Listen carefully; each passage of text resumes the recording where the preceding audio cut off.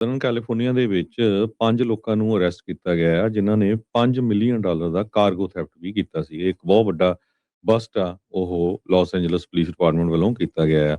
ਇਨਵੈਸਟੀਗੇਟਰਸ ਨੇ ਇਹ ਕਿਹਾ ਵੀ ਇਹ ਜੋ ਥੈਫਟ ਸੀ, ਇਹ ਕਾਰਗੋ ਤੇ ਕੰਟੇਨਰ ਚੈਸਿਸ ਨੂੰ ਜੋ ਟਾਰਗੇਟ ਕਰਦਾ ਸੀ। ਫਰਵਰੀ 18 ਨੂੰ ਲਾਸ ਐਂਜਲਸ ਦੀ ਪੁਲਿਸ ਡਿਪਾਰਟਮੈਂਟ ਤੇ ਨਾਲ FBI ਤੇ ਹੋਰ ਏਜੰਸੀ ਦੇ ਨਾਲ ਰਲ ਕੇ ਉਹਨਾਂ ਨੇ ਸਰਚ ਵਾਰੰਟ ਲਏ 3 ਲੋਕੇਸ਼ਨ ਦੇ ਉੱਤੇ, ਕਰੋਨਾ, ਕੰਪਟਨ ਤੇ ਵਿਲਮਿੰਗਟਨ ਏਰੀਆ ਜੋ ਸਦਰਨ ਕੈਲੀਫੋਰਨੀਆ ਚ ਆ।